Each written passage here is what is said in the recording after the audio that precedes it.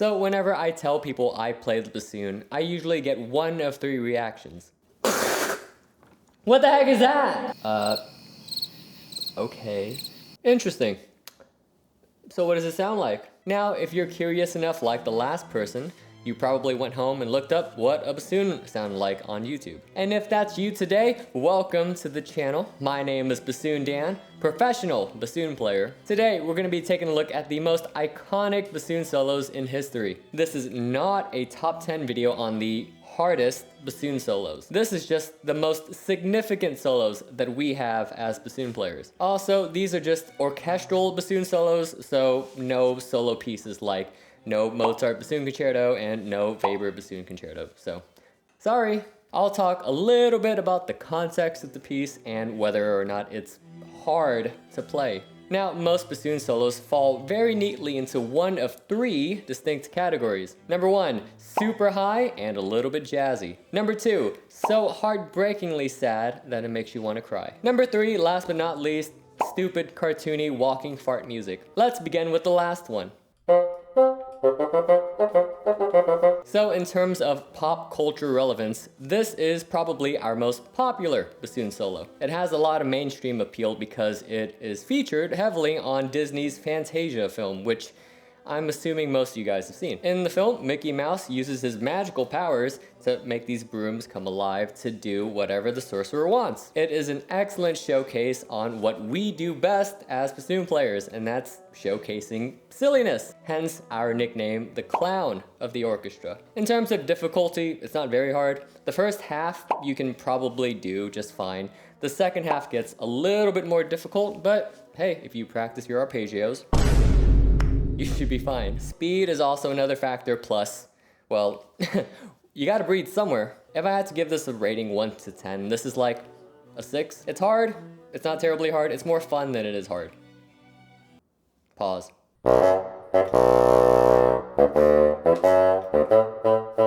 Another silly one we have is from Prokofiev's Peter and the Wolf. Long story short, the story is just about a boy named Peter defying his grandfather's orders and somehow getting away with it. In the story, each character is portrayed by a different instrument. Our main character, Peter, is portrayed by the string section. The other characters are pretty self-explanatory. The flute is very much obviously a bird, an oboe is very much obviously a duck, and us, who do we get?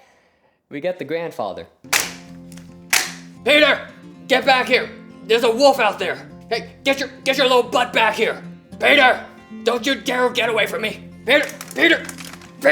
Our character, the grandfather, is portrayed as being grumpy. Just like with Sorcerer's Apprentice, we want to make this sound really silly and quote-unquote grumpy. As bassoon players, we have to portray that as accurately as possible, which is probably the most challenging thing about this solo. Note-wise, it's a little bit easier than the Sorcerer's Apprentice. The hardest part is just making sure we overdo the accents and the staccato notes. So I'm cheating a little bit here, but hear me out for a second. The second movement of Bartók's Concerto for Orchestra is named A Game of Couples, and Bartók wanted to demonstrate each and every section of the orchestra as soloists. So instead of having one individual player per section, he has the whole section play as a quote-unquote solo. So yes, I consider this a solo. Sue me. Personally, it's a little bit harder than the Sorcerer's Apprentice, but only because of the awkward intervals plus the trills and the grace notes. If the Sorcerer's Apprentice was a 6, then this one would be a 7. But super goofy, super cool. I posted a video of myself doing this exact solo on the channel, so if you're curious on how it sounds, go check out that video. So before getting to the solo, I would need to give you a brief summary of the fourth movement of Symphonie Fantastique, named March to the Scaffold. I'm going to do my absolute best to keep this as YouTube friendly as possible. So, here we go. So, this guy falls in love with this one girl, and he feels like she doesn't feel the same way. And just like any heartbroken guy, he decides to go on a self-destructive binge of certain pharmaceuticals. Sadly, he doesn't have enough pharmaceuticals to But he has just enough to have an out-of-body experience. My boy was tripping balls. During the hallucination, he sees himself O.J. Simpsoning this girl. Allegedly, for legal reasons. Oh, I'm gonna get in trouble for that. Sadly, he did not have Johnny Cochran to back him up, so he marches to the scaffold, haha. Hey, that's the name of the show. And he watches his own execution. And that's the fourth movement. Wait, how does this relate to the solo? It's just short, cartoony, walking fart music. But instead of walking, it's marching. So our character is marching to the scaffold, and this is like the soundtrack behind it. That's the solo. This solo isn't terribly hard. It's pretty much on par with The Sorcerer's Apprentice. And before you bassoon experts come at me, yes, I know there's a solo in the fifth movement that's even harder than this one. But it's my video, I don't care. I also just don't want to play it. So there you go. I don't have enough time in this video to explain Tchaikovsky's life, but safe to say, he was a very emotional person, and his number one emotion is sadness. Earlier in the movement, the oboe has the same exact solo, but now we repeat this at the very end of the movement, kind of like a melancholy echo. Now, if you were to sight read this solo, besides the tenor clef, it's mostly just eighth notes. The difficulty with this solo is the phrasing. How do you make a string of eighth notes sound like a conversation?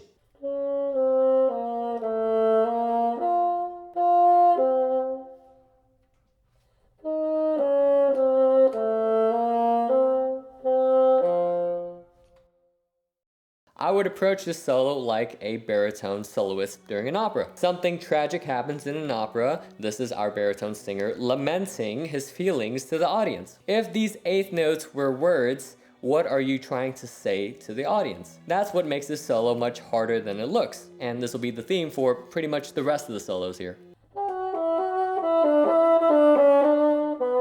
So the piece Scheherazade is based off of Arabian Nights. So we have our character, the Sultan, who has like a million wives. You're just like me, for real. He basically just his wife pretty much every night. Our titular character, Scheherazade, represented by a violin, avoids getting got by essentially just edging the Sultan with stories and just leaving him on a cliffhanger. And she did this for, get this, 1,000 nights. Anyway, back to the bassoon solo. The second movement starts with a violin solo, Scheherazade. And so when we come in, we are introduced as a new character, the Calendar Prince. So just like with Tchaikovsky's Fourth Symphony, phrasing is our biggest challenge. What is the basic structure of the solo? What's the melody? What's the important parts? Where do I grow? Where do I back off?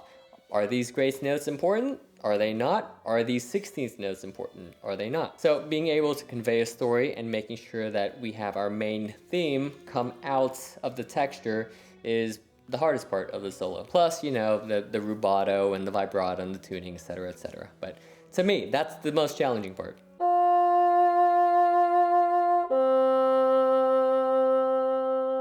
To put it lightly, Shostakovich was not the biggest fan of Stalin's USSR. So after World War II, Stalin reached out to Shostakovich and said, "Hey, we just finished this really big war and we're still alive. Yeah, go USSR. Hey, I want you to write me the biggest, most bombastic symphony you can possibly ever write. Very much similar to Beethoven's Ninth Symphony. I want it to be big, full of fanfares. Give me a choir, just everything. Put everything on there."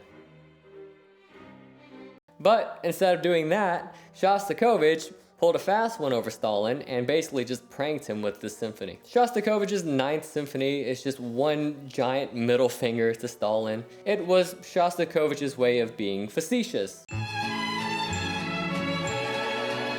And if you listen to the symphony, it sounds just exactly like that, just a giant joke. But in the fourth and fifth movement, which is when the bassoon solo happens, he lets out his true feelings. Look what you've done! The earth, the sky, the land, it bears no crops. Oh, my beautiful Mother Russia! Stalin, what have you done? Oh no, look at this! Hey there, how's it going?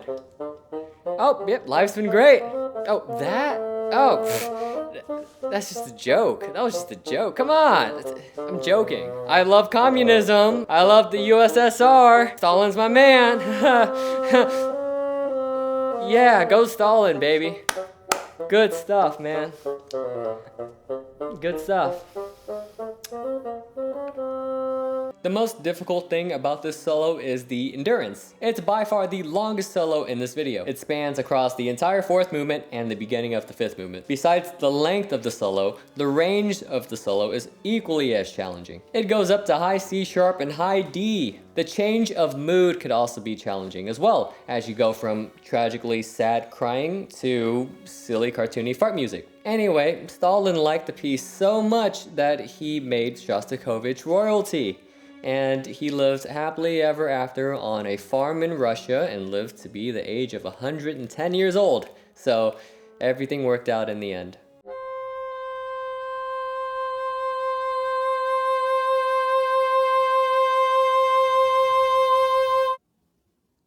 Duh! What more could you say about this piece? It's often hailed as one of the most influential pieces in classical music history. A piece so famous that it literally started a riot. Hey! Riot! Little fun fact about me, I was at the premiere. I was a wee little boy, about, 8 years old at the time. And I remember being part of the riot. It was crazy, crazy packed. Now, you have to remember, before The Rite of Spring came out, we had pieces like Swan Lake. So when The Rite of Spring came out, you could say people were a little miffed. And guess who starts the entire piece? Now, at the time of the premiere, the solo was incredibly difficult, if not almost impossible. But now, over 100 years later, it's still pretty hard. The range of the solo, all of the ornaments and awkward rhythms, plus the dynamics make this solo very hard. The first note alone is already difficult, and then it goes up to high D. I would consider it an 8, maybe even a 9. It's pretty hard. Bolero is just one giant 15-minute crescendo with our poor snare drum player in the back going.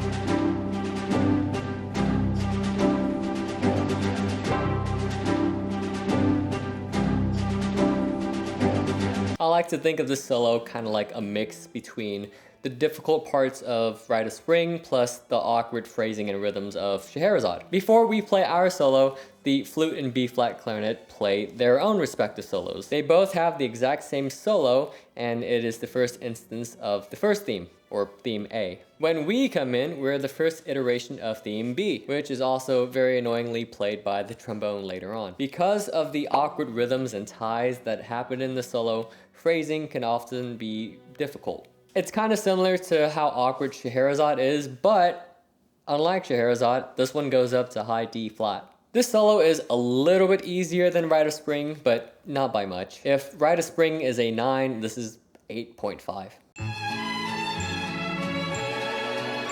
Literally anything. Pick one. This whole section could have been just a list of every Stravinsky and Ravel piece ever. Piano Concerto in G major, the first solo. Duh, A Soldier's Tale. I could have picked Firebird. Literally, just pick any. So just like with any other instrument, there are a bunch of solos that are just hard for the sake of it being really fast. I don't really have a whole lot of background with these solos. Just note that they're hard because they're really fast. Here are the honorable mentions.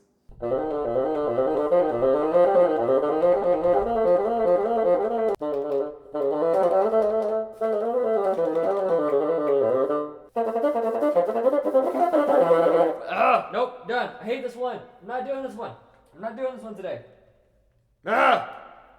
Anyway, those are just a good handful of our most iconic bassoon solos. For a lot of this video, I used the website orchestralbassoon.com. The website has a comprehensive list of pretty much every major bassoon solo, whether it's a first bassoon solo, a second bassoon solo, or heck, even a contrabassoon solo. With the solo, there's also multiple audio examples of each solo. It also contains background info, the score, fingering charts, and just general tips and tricks on how to learn the solo. It is an exceptional tool for those who need it. If you stuck around to the end of this video, thank you. If you want to see more bassoon content, hit that like button, hit that subscribe button. I promise I'll make more videos soon. Until then, I'll see you in the next video. Bye!